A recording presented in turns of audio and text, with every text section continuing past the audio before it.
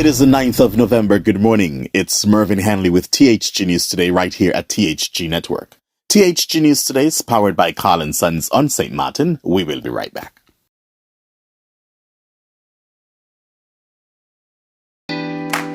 Carl & Sons have been serving the people of St. Martin for over 40 years. And the food and service get better and better. From early morning, customers flock to the bakery for their favorite sandwiches, cakes, pastries, you name it. First thing at mornings and last thing at afternoons, folks rush to Carl & Sons for simply the best. There are two locations, Colbay and on the Pondville. In Colbay, the opening hours are Monday to Friday from 6 a.m. to 6 p.m.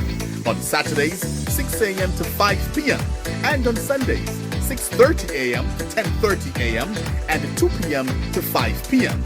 Opening hours on the Pondville, Monday to Friday, 6:30 a.m. to 6 p.m.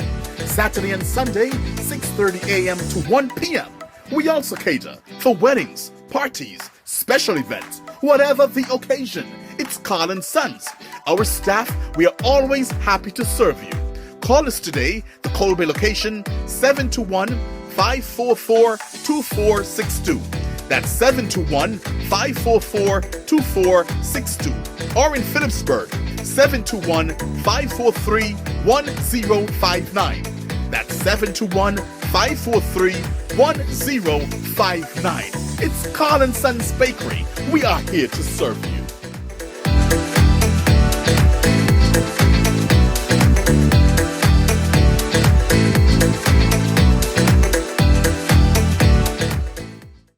LIAT, the regional airline, announced that its regular flight schedule will be disrupted owing to unscheduled maintenance concerns. According to a statement from LIAT, the challenges have led the airline to pause its existing schedule as it works to remedy the issues and return its aircraft to service. However, due to logistical and supply chain constraints, the airline does not have a specific timetable for returning to its regular schedule. As a result, some flights scheduled in the following weeks have been cancelled. LIAT admits that the outage will cause significant annoyance to its consumers at this time. However, the safety of passengers, crew, and ground personnel is paramount. The airline states that it is actively investigating all available alternatives to assist passengers. Its reservations call center is calling affected guests to assist them with their travel arrangements. The airline also stated that it is working hard to accelerate the maintenance process so that the airline may resume its regular schedule, which is critical to connectivity in the region. Passengers are advised to keep an eye on their emails and LIAT's social media outlets for updates. Passengers have been urged to wait for their contact calls or to contact the airline via email at reservations@liat.com. That's reservation with the S at liat.com due to the high volume of calls. LIAT apologizes for any difficulty caused by the schedule disruption and hopes to resume service soon. Wow, it says here some flights are cancelled for a few weeks. This is serious. How many planes are there at LIAT at this time?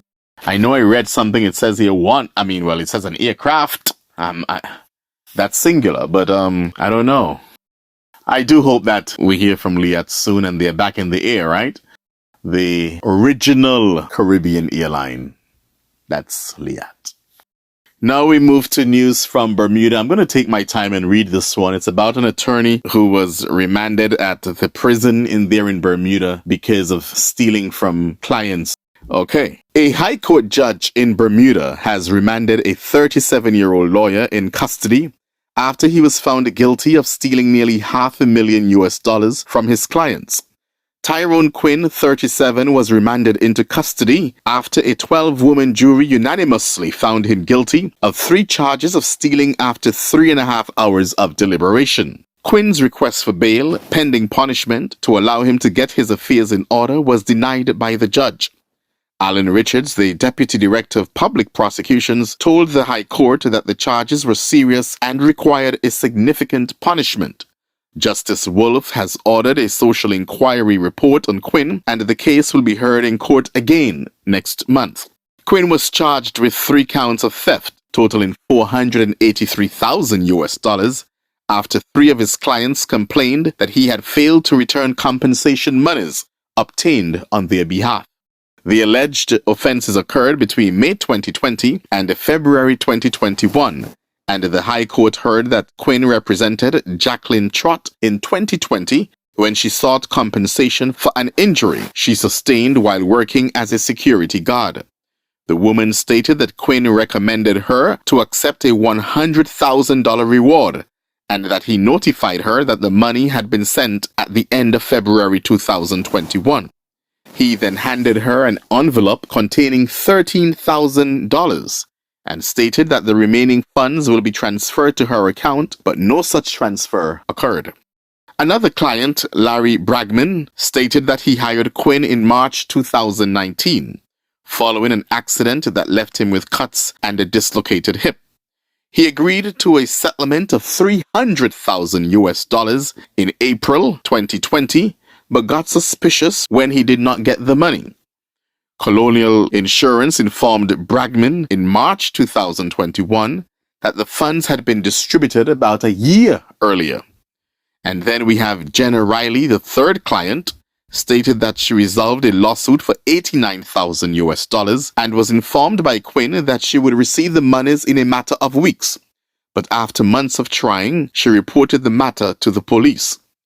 Quinn admitted in court that he received the funds for the customers and had no intention of depriving them of the funds indefinitely. He claimed that in 2019, he was approached by two persons who requested pay for a problem involving an illicit business transaction. Quinn claimed he had no knowledge of the individuals or their problem, but after they threatened him and his family, he complied within their requests, giving them thousands of dollars and making a variety of payments on their behalf. He assured the judge that he had always planned to reimburse his client's money. He asked the jurors to ponder what they would have done if their families' lives were under danger. The prosecutor, however, claimed Quinn acted dishonestly and used his customers' monies as if were his own. Richards claimed that neither Quinn nor his witness were willing to identify the alleged perpetrators to police or the courts, and that enormous sums of money were spent on things unconnected to the purported threats. So here it is that this attorney is saying that the reason why he spent the monies was two gentlemen out of nowhere came to him for monies. He said that he don't know these people and they threatened his life and all of that. So you're telling me someone of the court, an attorney, two people came and threatened him and he just went along and spending all these hundreds and thousands of dollars and not go to the police. Okay. The final story for this morning. Another crazy story out of the Virgin Islands. Michael Gomez Belaro, wrongfully incarcerated for almost a year despite a court-ordered release, was freed after officials at the Bureau of Corrections realized their mistake. The oversight which kept Gomez Belaro in jail long after Magistrate Ernest Morris Jr. dismissed his trespassing charges in September 2022 has prompted an internal investigation and procedural charges within the Bureau of Corrections to prevent such errors in the future. As the court seeks a detailed explanation from the BOC officials, it remains to be determined how the Bureau will be held accountable for this lapse. On September 30th, 2022, Magistrate Ernest Morris Jr. dismissed misdemeanor trespassing charges against Gomez Belaro with prejudice. Any bail posted in this matter is exonerated and all conditions of release are vacated, the judge wrote in his order. He further stipulated that a copy of the order be furnished to officials in the Department of Justice, the Bureau of Corrections, and the John A. Bell Correctional Facility and other agencies involved in the matter. Almost a year later, it was discovered that Gomez Belaro was still in jail. When the BOC officials discovered that he was still in custody on or about September 19, 2023, they hastily released him. However, in early October, the court issued a show cause order requiring BOC to investigate why Gomez Belaro's release from custody suffered such a protracted delay and to explain why they should not be held in contempt for their oversight. The investigation revealed that the dismissal and release order issued by the court was duly transmitted by the BOC's classification office to the prison warden for the John Bell Correctional Facility. The order was received on the same day it was signed by Magistrate Morris and sent to the warden's email address. That individual, Ben Adams, who no longer works for the BOC, failed to act on Mr. Bilardo's release order, according to the lawyers of the Virgin Islands government. And because Adams took action on a second release order for a different prisoner that was sent in the same email, the lapse likely happened through inadvertence. While a man ordered freed by the court languished in prison, Adams ended his tenure with the Bureau in April of this year, replaced by acting warden Dana Grant, who, according to the response by the government, was not aware of the situation until the court made inquiries in September 2023. Oddly enough, neither Gomez Bilardo nor his attorney, who both purportedly were issued copies of the release order, notified officials that he remained in custody. In asking the court not to be held in contempt, the Bureau says it has changed its policies to ensure that this kind of lapse does not happen again. What a crazy story. So this man was freed by the magistrate, ordered for release. A year ago. And no one was able to figure that out. They did not know. But you know what's so crazy about this story is that the same man who was held in prison, he did not say anything either. But he and his lawyer, from what this is saying, they were given the court documents. So I don't understand that one. I don't understand that one at all. What I do know is the end of the news. I am Mervyn Henley of THG Network. Do join me again on Monday. Yes, today is not Friday, but tomorrow the news will not be available for you due to circumstances beyond my control. So I'll be back on Monday to present to you another edition of THG News Today.